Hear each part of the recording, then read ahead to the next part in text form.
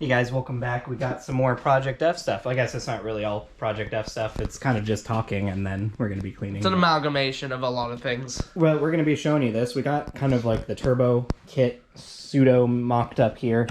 We have just like one bolt on each side, and then... I mean, it's pretty sturdy as far, you know? Like, we have not had this thing as sturdy on the engine before. Never, yeah, because this used to be just be held together with zip ties. But, still is. Yeah, but one of them, it's fine. But we have like the 4-bolt 3-inch adapter flange with the 3-inch piping with kind of how we want to do it. Looking at the fitment, we're certainly probably going to have to at least lengthen it here, get like a 3-inch piece. Just make it go down a little bit farther because it's kind of touching right here. And then probably another piece to extend it a little bit further because we're coming kind of close. It's kind of okay. You can kind of see in there. I keep saying kind of. You can see the outlet comes pretty close to the cylinder head right there. And if we have it out like an inch or two more to the side, we'll avoid it. Yeah, we could also offset this cut right here so it's not perfectly flat. So it'd angle this bed a little bit, you know. I see what you mean, like, kind of like that. Yeah, exactly. Offset it just a little bit so it could, you know, go in the direction we need to. It'll be easier to extend it like that. And then we have to think about the spark plugs because they're going to come out right here, and we want the pipe kind of a little bit farther down. It's probably going to go around right there off of it because we need space. The motor mounts, which are over there, bolt to the where is the bolt to the motor on this side? Probably not there. I would need to check. We have the stuff right here. I'm not certain this is the correct side anyways, but it'll basically come off straight like that. So that kind of gives you some room. Like, we have plenty of room below the spark plugs and above the motor mounts. Yeah, the motor's not going to be fun to work on with the turbo kit. The turbo kit pretty much will have to come off. To get to that type of stuff. Like, it's... Like, that's probably fine, but the exhaust would have to come off. Which is no big deal. Which we want to make a V-band at least, like, right here or even up here. So we have... Yeah. A different section. Probably right over here is better. That way we can take the whole thing out. Yeah, plus we're going to keep just like unbolt this, it from like here and then take the down pipe off. Yeah, this has a V-band on already. And then if we're thinking about removing this and then putting a flex pipe in here. A bellow or flex pipe. We're definitely going to want, like, wherever, probably maybe here on this side, another one of those clamps so that we can remove this whole piece entirely. Yeah, dude, if we could actually unbolt this, you know, just take the bolts off here and then 2 V-bands, we can take the whole turbo front off, and then the exhaust pipe would have a probably V-band over here. So we'd have to, that'd be kind of hard to reach probably from the bottom. We'd get it or something. Yeah, we'll have to kind of design it where it's easiest to get to. But yeah, we just want to be able to take the turbo kit off for when we like work on it. Belts and stuff will be impossible to really fuck with. It'll be easy, actually. I think so. Like, you have your bouncer. So, but we'll see. It'll only be driving the water pump and power steering. That's true. And so alternator. There's not a lot there to. So where does the alternator sit on these Camaros? I forget. I was actually about to ask that because the coils go up here. Yeah. Is it lower? No, that's the power steering. That's power steering. And then on that corner, the AC would be.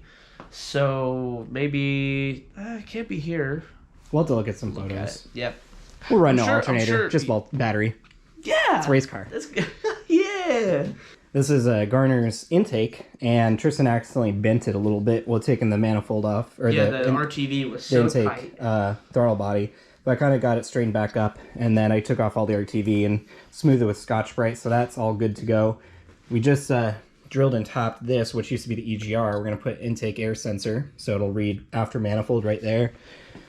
On the back, we have, I think this was like the map sensor or some type of sensor in the back. It'll be kind of really impossible to get to in the future. I don't know what that was. Maybe that was intake sensor for like the stock thing. So someone let us know. Well, the intake temp is in the MAF, yeah. Yeah. And then this one is part of like the vacuum system, I think, and PCV was blocked off. I don't know if it's in the MAF because the older styles didn't have it in the MAF like my Bonneville does now because it's like a newer style V8. Yeah. But so I think that it was separate, but it's probably like in the intake pipe where my Bonneville's is located. A couple other things to note. This is the L67 fuel rail with the return style system. All 4 studs line up except for this one. There's no stud there, so we'll just drill and tap for like a bolt. I guess kind of the last main concern is the wastegate. So Tristan bought this 55 or 60 mil 60 mil wastegate. This, you can see how freaking huge that is. It is chunky. It is literally the diameter of this. 2.5 inches. So what you want in a good wastegate system is good priority to the manifolds, because the stock one is right here, which is a 30 mil or something like that, 33 mil. I don't know what size. Anyways, it really is a good priority for this manifold, but this one doesn't have any. There's no priority at all. And so so this side would literally just go on the turbo. So that's horrible. So our thought before we kind of mocked it up was to, from the bottom of here, hole saw it and have it sit down here. Which is just not really reasonable. Yeah, there's no room for that. So minimum we would have to do this, something like this. We would have to, from there, come off and do like kind of like a 45 down, and it would have to sit somewhat like there. But then the actual wastegate dump would, we want to ideally recirculate it back into the exhaust. It would almost have to be like a screamer pipe. We did thankfully find the shorty oil sensor, because we had a long one that came out like this far. It would have made it almost impossible. But now we're just thinking of doing it much simpler. This was Tristan's idea, just getting like a 40 mil wastegate off this side here. Can recirculate right into right here, right into the intake. And then using this one or having a different one that's, however, I think this is 30 mil. So if we use 30 mil, we'll use this. If we use 40 mil, then we'll just get a bigger one. And then it could go right back into this exhaust pipe as well. Yeah, I feel like that would be like a really easy solution, but you know, that's adding one more wastegate. That's more complication, possibly. I don't know. I think overall it'll work better than just two combined ones. I mean, this one would flow anything really you wanted, good. Really. Yeah. The problem now is just putting it in there. You know, with Garner's case, like basically, like my whole build has always been like I'm trying to emulate what More Boost did to his Camaro. But I mean, from here he just chopped them off and came over. Exactly. The big difference is that he completely modified his turbo manifold to be his own, and he spaced it out a lot differently. The turbo ended up in the headlight housing. And so it gives him a lot of possibilities of where to put stuff. He also didn't mind just dumping his exhaust, you know, out the fender. Or wherever it ended up being, out the bumper. We want to do a full exhaust back. Yeah, exactly. So because this turbo kit's a lot more limited, like than the one he had, this that he suggested me buy that he also uses, I'm just not sure how to fit in this. So that's really like our main concern as of right now is just that wastegate, and we're kind of like, you know, brainstorming right now while we have it on the engine stand. So yeah, that's kind of like priority number one. Yeah, right now with the new tube notcher that I have over there, we could easily just notch straight into this to have a wastegate off of it just like that. We have a wastegate here, wastegate over there. Now we have two wastegates that will be able to work for us. Replace this with a bellow. Which I kind of think that would be just like almost the simpler solution now, instead of just trying to cut this and make it work. What we could do is get so this is a 60 mil. We could get a 40 mil wastegate, see how small that is, and really make it work here. Because if it's smaller, I think we can do it. That is true. We just have to think about if we're going the one route, how small can we go that it will still be like perfectly functional for this setup. And I don't know the answer to that, so that would take research. I would say a 40 mil off the collector bolt there would probably be fun, especially with the boost you're going for. We definitely have to ask certain people to, or just look it up and see. Well, like, I can already tell you 40 mil would be perfectly fine. This thing is like overkill. Oh, it definitely is overkill. It's like for sure. You bought it so you never had to upgrade, but yeah. Unless you wanted a more sophisticated thing than an eBay, like eBay wastegate. Which I'm totally okay with that. Personally. Well, it depends on if it's actually working for you. If it's actually dumping the boost when you want it to and doing what you want, that's why you'd upgrade to a more sophisticated unit. But also a boost controller would be cool too, over just like, you know, springs and a wastegate. That'd be cool. You would need like aftermarket ECM for that. Yeah, that wouldn't be so cool, but a boost controller would be cool. I mean, you could do a manual boost controller. Yeah. Basically just tease the system or whatever, and you can set it to, once it sees that pressure, dump it so this doesn't see the actual pressure, so it holds it close. Yeah, don't the Boosted Boys run something like that? Yeah, a lot of people run manual boost controllers like that. Yeah. So that It's could like be the an option too. poor boost control. Yeah, yeah. The very poorest is just putting a T in the vac line They that goes to also this. do that. Yep. Because this doesn't see that you're making like 10 pounds of boost if there's a T off the vacuum line. So it'll add a couple more pounds. As far as the intake goes, we would dump straight into the intercooler, which is right over there, that air-to-water intercooler.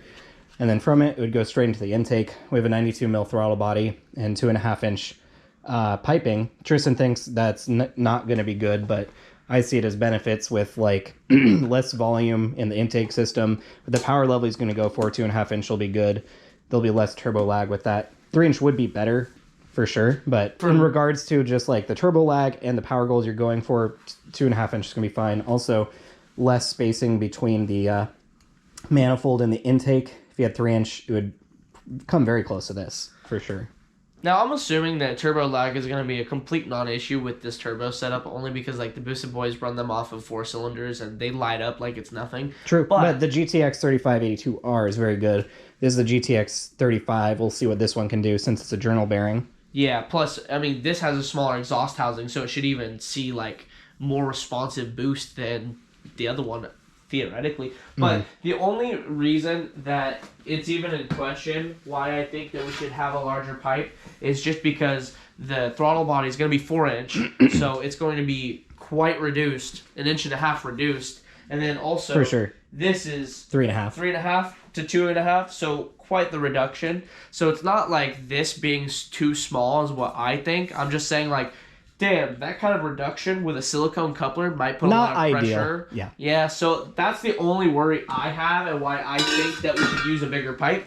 But we also want to make the video of when we do end up like doing the turbo kit out of a bigger pipe. We want to just change the intake pipe and then put it back on the dyno and see if it makes any more power. Yeah, if we could pick up any power with going 2.5 inch, 3 inch, that'll be interesting to see. That's also what we're doing with the Max Being Rod GT35 and then the GTX 3582R. Yeah, so we're gonna do just a direct, replacement of the turbo and see. We should which see one if makes that one bolts up very similarly, like same place. Yeah, we because should. the exhaust manifold housing is different. We don't Yeah, it want is different. to fabricate this for this turbo and then it doesn't work with that one. You're right. But eventually, we're either going to have to make a setup that works for both of them or just have 2 different exhausts, which I don't want to do. Because this stuff was expensive. No, we would not do 2. If anything, we'd use this on the GTX 3582R because this is like the high quality stuff. Yeah, that's true. We could always make a mild steel one for this guy. But, yeah, so... Or just buy cheaper stuff. This is like very premium. Yeah. Very well done mandrel. It's like, what is it called? Form tube. Like they push it through a press to make this. I didn't actually know that. It's not like bent or anything. It's like when it's made, it's like formed through a press to create these turns. But whereas this stuff, you can see it was bent because of radius inside. But besides all of that, there really isn't anything new to this engine going on quite yet. Because we're waiting on gaskets to put it. The biggest thing assemble it completely. We're waiting on gaskets. As you guys know, the like shipping situation with car parts is totally fucked at the moment. We're like over a week out to get these gaskets. Yeah. To even like, we need the first off, we need the back cover gasket. That way we can put the back cover on. Then you RTV the corners where the back and front cover meet. Then you put the oil pan on, oil pan gasket, oil pan on. Then we can put it on the engine stand. I think we probably want to build a turbo kit on the engine stand, or on the actual, subframe. Smith speaking there, because we need to know where motor mounts are going to be. Yep. Also, we probably should have measured like the cylinder head to the frame, just see how far out we can come, on yeah, that's side. true. I do know that the only place that it hit was like right here. But that was from on the AC box. So, but I didn't notice anything that close. Here. Oh yeah, it was right there. I didn't notice anything that close. So I think as long as we keep it under here, yeah. Because it's like flat. And we'll have to make sure we know where the spark plug wires are going to go. Yeah, spark plug wires, and we'll have to just make sure that the spark plugs are at least like, I don't know, capable of being gotten out with a tool. With we can put some in. I'm hoping that we don't have to take the whole, exhaust off just to get to a spark plug. That would suck. If we do, well, don't have to change them that often. Probably come in from the bottom, but I mean, they're angled up though, which is kind of a problem. it might be better since our exhaust pipe's gonna be coming through this way. If that could be better. If it was angled down, it would be the only problem I foresee then is that we literally will have the wire between two hot pipes. Yeah. Not great. So well, definitely want to put some of those boots on the plugs and then the wires. And then we'll probably have to have like certain things securing them in place so they can't move. Because that will be right between two hot pipes, but this is actually pretty close. Oh yeah, some of the gaskets we're getting L67 limb gaskets because they should work. Plenum gasket. We'll bolt this down, and with that we can also get the coil pack on here. And while it's on the stand like this, maybe we can just work out how we'll do the spark plugs. Damn, this will come pretty close. With the boot?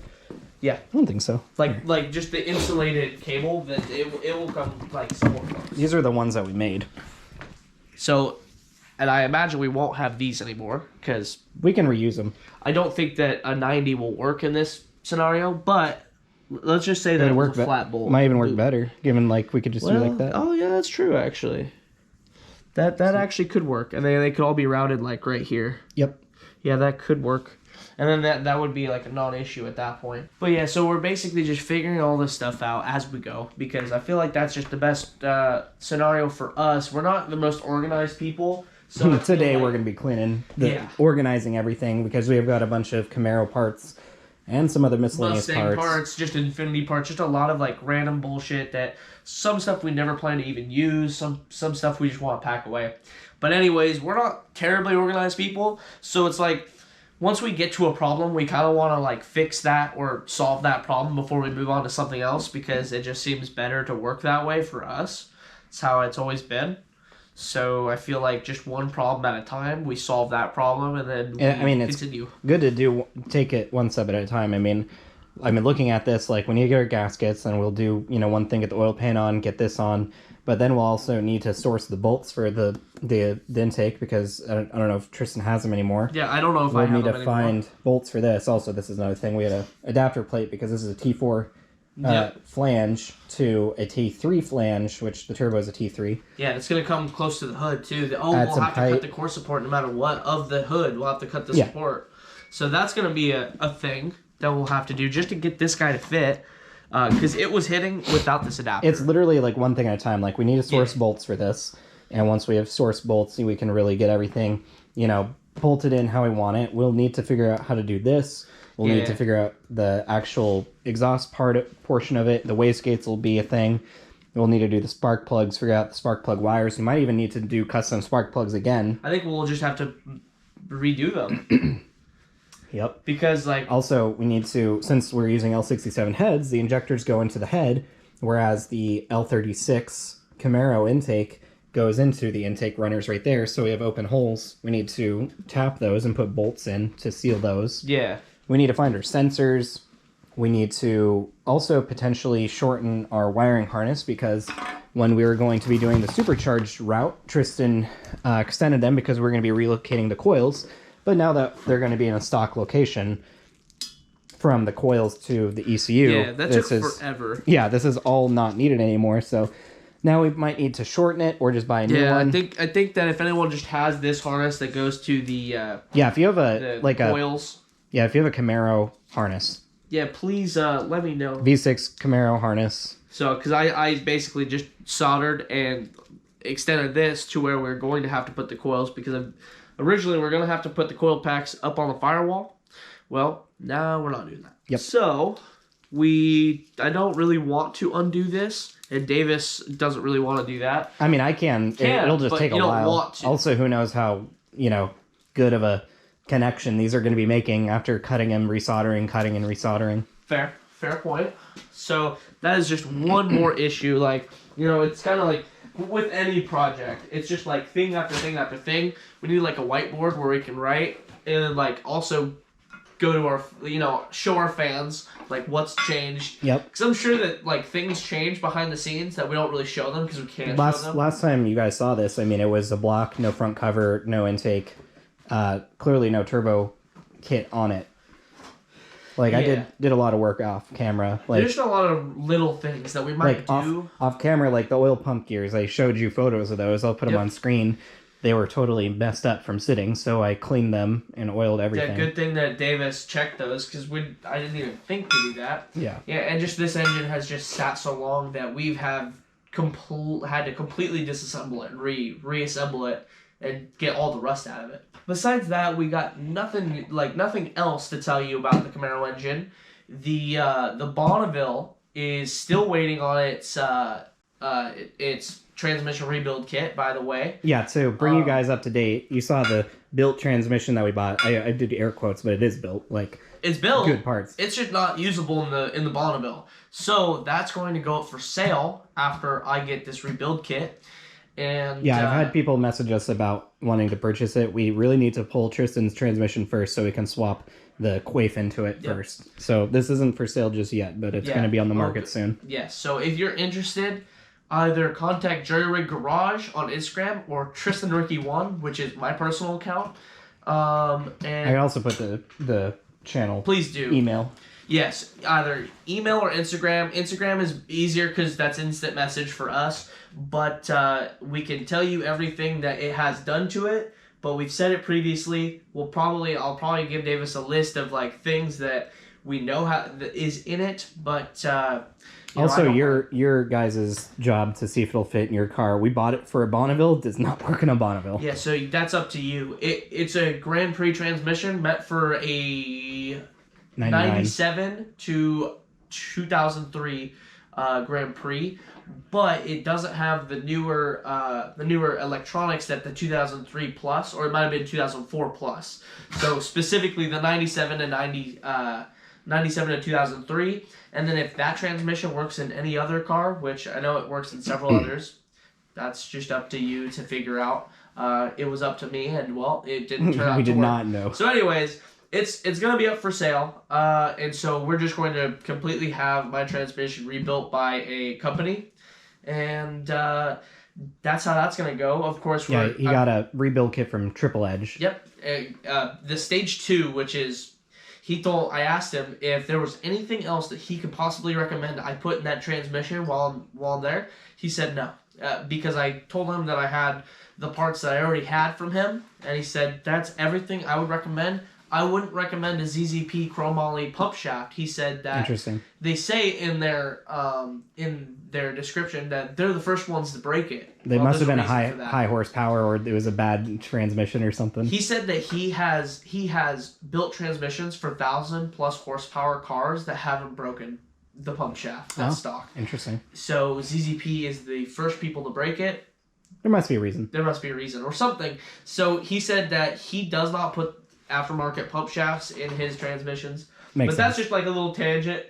But that's pretty much all we're waiting for on the Bonneville, so it's still running and driving me to work. It's just screaming. It is screaming the whole time. So its longevity is completely compromised. In question. Definitely. But yeah, we just want to tell you, because people keep asking about the Bonneville. It will get there eventually, and then I've got several other things that I need to do to the car. Besides that, we're going to pull the engine out and transmission at once, and then hopefully fix some of the issues with the engine that it has. It just leaks a very, very small weep of coolant, but it also gets oil on the back valve cover and on the wire harness. Cannot figure out what is causing that. And then we're also going to probably change the placement of my catch can. The reason that Garner said it probably is filling is probably because it's level with the valve cover, which it needs to be higher than the valve cover. Interesting. So my catch can is filling up every 2 to 3 weeks. It's just a little small guy, but 2 to 3 weeks is unusual. So it's completely level with the valve cover, so if it's elevated, it will collect less. So that's in the plans too. But besides that, I know you guys wanted to hear about the Bonneville. There's really nothing to be we're trying to give you as much detail as we can. Like, I mean, the transmission's gonna be built. It's gonna have the quaif differential in it. The transmission really should be bulletproof. It's being built by a shop. It's not being built by us. I'm still planning on making like the transmission mounts. Yeah. We're going to like fit it up with this just so we can get it out there and have one. Or if you guys are interested in building your 4T65E, you can buy one. Yeah, I mean, it's getting the built transmission. Once the transmission's out, we will be going over the engine like he said, just fixing those little things. And then at that point, finally getting it fully tuned. And this race season coming up in like the springtime, summer, we should definitely be able to bring it to the drag strip finally. And you'll have the confidence that the transmission's not going to blow up. Yeah, and that's one thing I want to mention, of course, that we're taking the Quaife differential, the limited slip differential, from that transmission. And I'm going to be replacing the one that I bought new from Triple Edge that's in my transmission now. The HD. We're going to clean it, obviously, but it's, just a stock differential to these transmissions, the HD ones. We're putting it back in that one. So this transmission is going to have everything that it came with internally, except that differential. That's the only difference.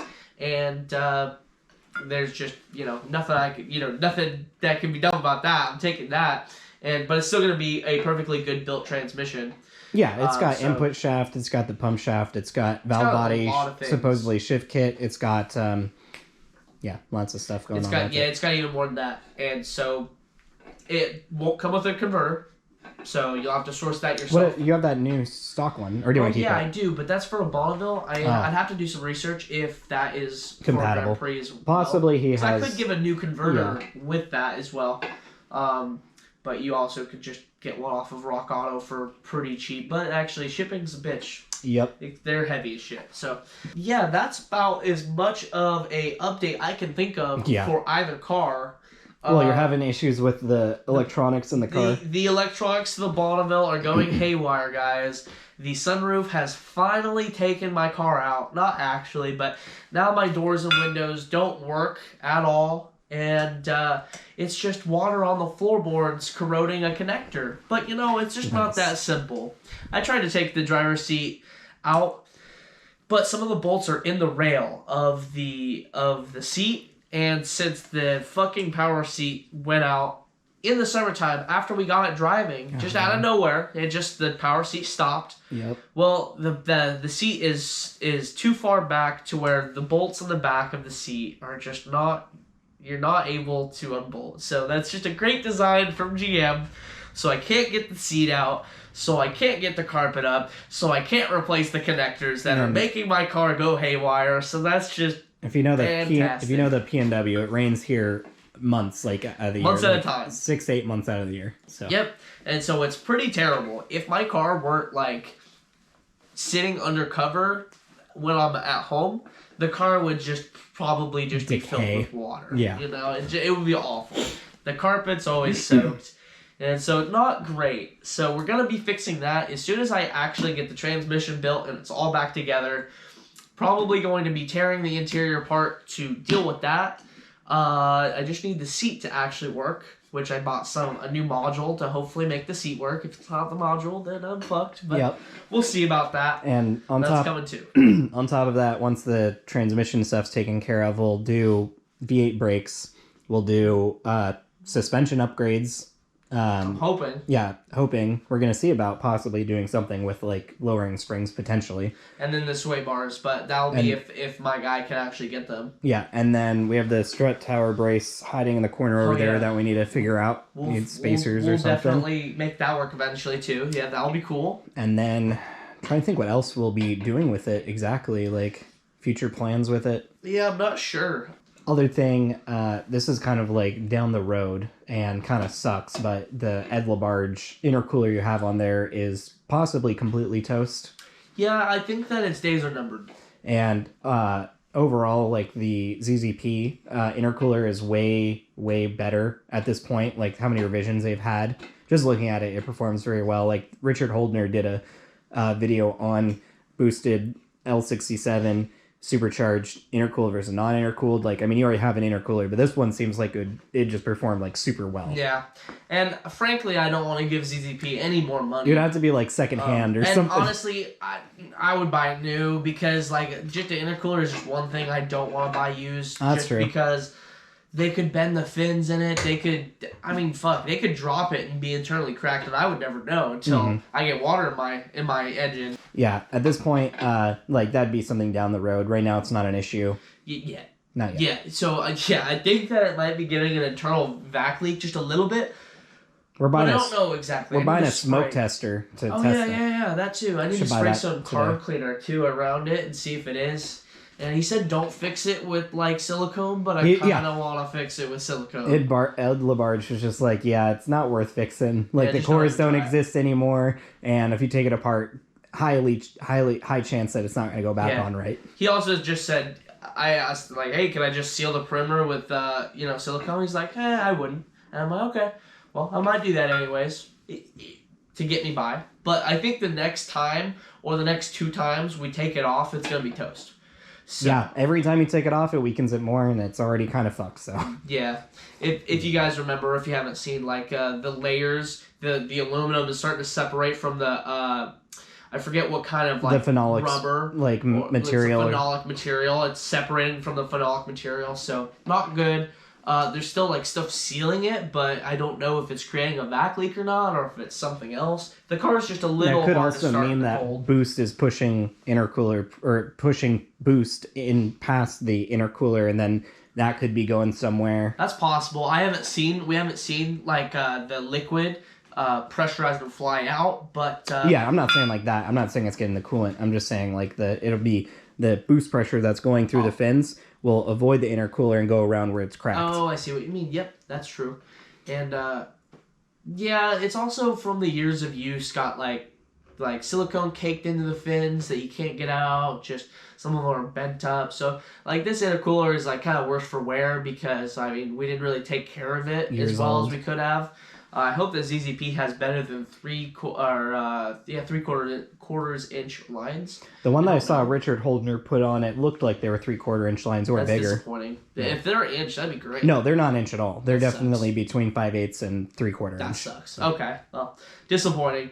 I also. But yours are like inner diameter, like not even 5/8. I'm pretty sure it's 3/4. Well, actually, that's just the hose we're using. I'm talking about the inner diameter of the hose. Like the barbs off the intercooler, the inside diameter, which you would want to be 3/4 inch. Like if you're looking at intercooler, this is 3/4 inch diameter inside. Oh, I see what you mean. The inside diameter of your intercooler is like less than 5/8. And it's like 1/2 inch or something. I also want to figure out something better than just the hose clamps. At least, I don't know, the ZZP one might seal better, but I've never gotten good sealing with the hose with a hose clamp securing onto the intercooler. It always weeped, so just I've always used silicone. Weld on some AN fittings. Yeah, I mean, that would actually be pretty cool to have AN fittings on the intercooler. Yep. But, yeah, we've rambled enough about this. Yeah, this gone on quite a bit. Yeah, so we're just going to work on the garage for now, trying to get a better working space, and then organize some of our stuff. A lot of trash. A lot of organization that needs to happen. Not a lot of room to work. Like there's 3 cats just sitting here that we don't literally need. Yeah, this is taking up just an unnecessary amount of room. What are these? 2 from the Infinity? Yeah, 2 from the Infinity, 1 from the Camaro. Yep. So then we need to recycle those. We've been saying that we need to recycle those for years. Yep. Like 2 years now. It sucks. It's been 2 years since the Infinity got his exhaust, and it's still not tuned. What the fuck? Still not tuned, well, guys. Look at your Camaro. What the fuck? Well, it's going to be tuned sooner than the Infinity will. Alright, guys. We just finished up cleaning up the whole garage. It is so much nicer in here. I mean, I don't know how well it translates on video, but, like, the ground's clear. Like, if you were watching earlier, there was parts all stacked right here. Bunch of stuff. You couldn't walk over here at all. What Tristan did is he went under here, all the Camaro parts, organized everything, threw out stuff we do not need, and everything's more categorized in boxes where they should go. We consolidated to 2 boxes, and for the loose parts, and then the rest of it is just like in some bigger boxes, but it's so much more organized in here now. Yeah. Now we know like what we have and what is where in the separate boxes. We also found a place for like the turbo kit to just the turbo kit parts, intake parts, just to sit in there. And then like a bunch of random other stuff we had, we were able to put the turbos in their boxes in this welder box, which actually is a perfect fit for them. We got the engine harness in there. Got some turbo accessories in there. We have all the Camaro stuff under there and the wastegate stuff. All the extra brackets that we had. We have all our nuts and bolts over there. We have our back cover, manifolds, and some of the other big looser stuff. Since we moved the chest that was right here out of the way, now we can place them here. I actually have a walkway to the mini fridge clean up the parts bench, or the workstation dolly, whatever you want to call this thing. Yeah, it don't look like much, I'm sure, on video, but it is a huge improvement. And then we were just talking about like future plans. Eventually, all this stuff is going to go as well, and then we'll just have even more room to pull a car in, hopefully. Exactly. Later. Like, one of our biggest struggles with like just our channel is we live in the PNW, and I don't have a garage big enough to pull your car into, so it's rainy, and we'll have to, for 6-8 months out of the year, work on cars in the rain, which sucks. So imagine this, like, this will be gone, the transmission box will be gone, we'll get the motor on the subframe, that'll be gone out of the way, and then our goal is to clear off this back wall, move the table over here, so that gives us so much more room, and we want to clean off this wall too if possible, maybe put a toolbox over here, but at minimum, up to where the tires are, all the way to the workbench. I mean, we have so much room to pull a car in at least halfway and do work on that. Like if we need to swap, parts from, I don't know, pull it in front, pull it in backwards, like if rear end stuff, front end stuff we need to do any work on, we can. I feel like we can get more than half the car in each way. And then if you have to work on the rear end, then you just back it in, same story. Depending on how, much room we can get the car in, maybe we could buy some quick jacks because this floor is level.